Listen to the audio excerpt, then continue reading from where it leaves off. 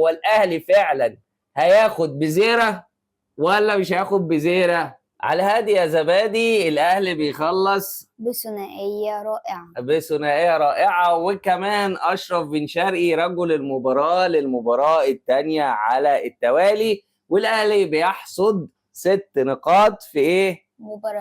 في مباراتين في بدايه الدوري. هنقولك على كل التفاصيل، بس الاول يا نجم انزل سرعنا في الكومنتات، ارزع لايك المتين، السبسكرايب الصايع، ولو بتتفرج علينا على الفيسبوك او الانستجرام ما تنساش تعمل لايك وفولو للصفحتين. النادي الاهلي النهارده بعد القلق اللي عمله طبعا في الظهور الاول والمباراه الاولى في مباراه انبي الشرقيه، وان هو خسر في اول 25 دقيقه، خسر 2-0، وكان في ضربه جزاء كمان ضيعها انبي الشرقيه. النهارده النادي الاهلي بيخلص اوام. بس انت ايه رايك في الماتش؟ عجبك الماتش ولا ما عجبكش الماتش؟ كان حلو الماتش، وبرضه قلقنا في الجون التاني اوفسايد ولا مش اوفسايد، بس الحمد لله طلع ان هو مش اوفسايد. هنتكلم عن حاجات كتير، بس انا شخصيا يا نجم انت بتقول اطمنت وكان الماتش عجبك، انا برضو في شويه اخطاء هنتكلم عنها، واحنا متعودين معاكم في الكوره مع نجم ان احنا حتى لو فزنا ان احنا لازم نقول على الاخطاء. الراجل عموته دماغه ناشفه، يعني مهما قلت له مهما اتكلمت معاه، الناس كتير قالت الثنائيه في خط الدفاع بتاعت هادي رياض وعمرو الجزار مش حلوه، ومع ذلك بيبدا بنفس الثنائيه. الناس كلها اتكلمت على طاهر محمد طاهر وان هو عليه علامات استفهام كتير، ومع ذلك بيبدا برضه بايه؟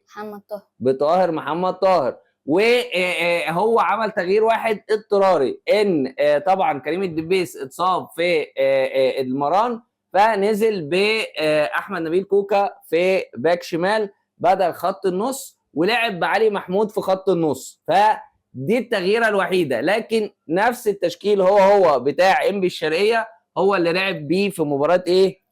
النهارده. في مباراه النهارده امام زد. فبالتالي في علامات استفهام كتير حوالين التفكير بتاع الحسين عموته. ناس كتير قالت ان التشكيل اللي نهى بيه الماتش اللي فات هو اللي هيبدا بيه الماتش ايه؟ اللي هو بتاع النهارده، ان هو بتاع زد، وخصوصا ان انت بتلعب قدام فريق جامد، يعني زد فريق جامد.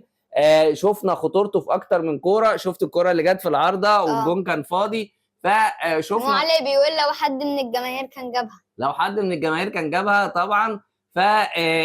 علامات استفهام. وبعدين في نقطه كمان يا نجم، ان هو مهتم قوي بخط النص وشكله عنده مشكله في خط النص. ايه الدليل على كده؟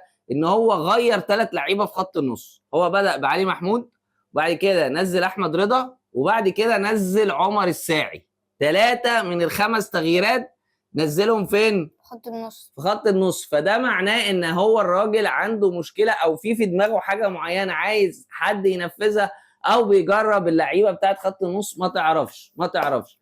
وبعدين منصف بقرار برضو لسه ما اثبتش جداره، يعني عمال يشوط وتضيع بالظبط. يعني وعمر الساعي لما نزل، بس عمر الساعي كان بيحاول وخد الكوره في اول لمسه، الكوره اللي هي عدت ما بين العارضه دي بالظبط.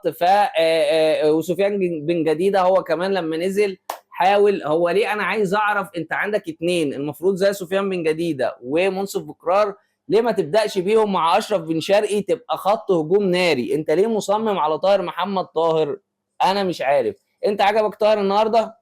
يعني شويه، بس مش يعني لو قارنا قولوا لنا رايكم ايه في الكومنتات، عشان احنا مختلفين انا والنجم على بعض النقاط. هو بيقول الاهلي عجبه النهارده، انا بقول لسه برضو في شويه سلبيات في اداء النادي الاهلي. هو بيقول طاهر النهارده شويه احسن، انا بقول النهارده طاهر مش يعني ما يبداش المباراه. فانتوا اكتبوا لنا رايكم ايه في الكومنتات في الخلاف اللي ما بيني وما بين النجم. هل فعلا النجم هو اللي عنده حق، ولا انا اللي عندي حق، ولا هو عنده حق في بعض الحاجات وانا عندي حق في بعض الحاجات؟ تعالوا نكمل اداء المباراه واداء اللعيبه.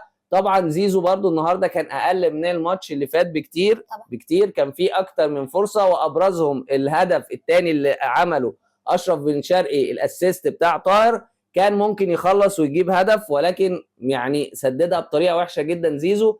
فالنهارده زيزو مش قد كده. كوكا يعني النهارده في المباراه في مركز الباك الشمال اعتقد ان هو احسن من المباراه اللي فاتت في خط النص. مصطفى شوبير النهارده لاول مره يا نجم، لاول مره مع الحسين عموته حتى من ساعه المباريات الوديه لغايه المباريات الرسميه اول مره النهارده الاهلي يطلع كلين شيت، يعني ما يخشش فيه اهداف. بس النهارده بصراحة يعني شوبير أبهرني من الماتش اللي فات. الماتش اللي فات حسيت إن شوبير كان مهزوز شويه، أيوة مش مركز، يعني مش مركز حرفيا. مش مركز، ممكن عشان حكايه التجديد، ممكن يا نجم.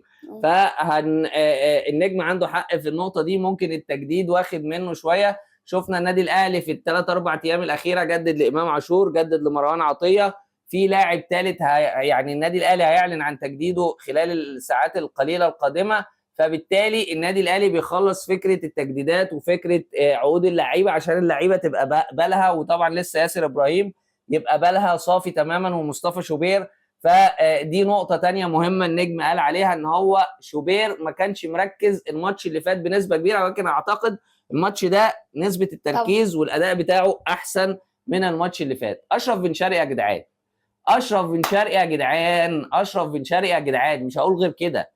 يعني لما كنا السنة اللي فاتت كلها بنتكلم ان اشرف بن شرقي يلعب ناحية الشمال على عدلته، الراجل كان بيلعبه جناح يمين وكان بيلعب تريزيجيه جناح شمال، وفي الاخر خالص لما الراجل قعدوا يقولوا له ده مش مركزه ده مش مركزه وبداوا يلعبوه راس حربه، بدا ينتج. النهارده لما بتلعبه من اول دقيقه في مركزه، الماتش اللي فات شفنا اشرف بن شرقي خد رجل المباراه، الماتش ده جاب هدف وعمل اسيست وخد رجل المباراه. فيا جدعان احنا كويره بنفهم في الكوره وبنعرف نقول يعني ايه لاعب يلعب في مركزه تاخد منه احسن اداء ممكن في الماتش.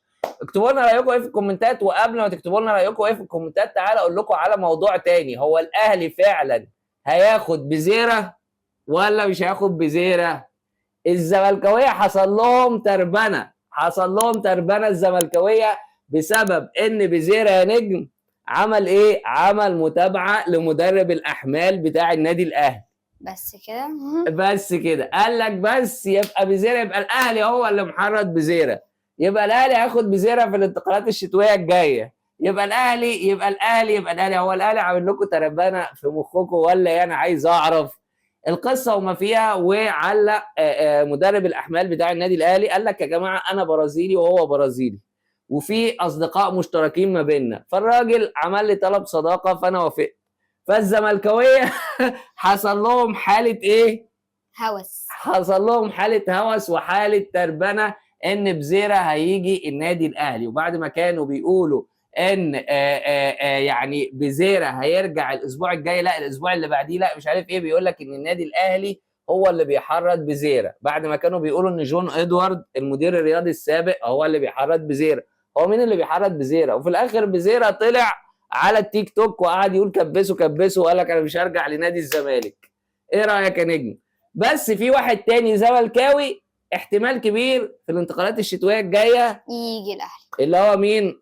حسام عبد المجيد. ودي بنسبه كبيره جدا جدا نادر عباس اللي هو وكيل اللاعبين فتح كلام مع حسام عبد المجيد بشكل جدي، وحسام عبد المجيد في الانتقالات الشتويه الجايه بنسبه 70 80% موجود فين؟ في النادي الاهلي. فاكتبوا لنا رايكم ايه في الكومنتات في اولا ماتش الاهلي وزد، ثانيا انتقال بزيره وحسام عبد المجيد للاهلي، هل فعلا واحد فيهم هينتقل؟ هو كده كده بزيره مش هينتقل للنادي الاهلي، ولكن بزيره مش راجع نجم. بزيره ايه؟ مش راجع نادي الزمالك. اكتبوا لنا برضو رايكم ايه في الكومنتات في التدريجه بتاعتنا، في التدريجه بتاعه النجم. وكمان انزل صلي على النبي في الكومنتات، ارزع لايك المتين، السبسكرايب الصايع لو بتتفرج عليها على الفيسبوك او على الانستجرام، ما تنساش تعمل لايك وفولو للصفحتين. سلام يا احلى نجوم. سلام.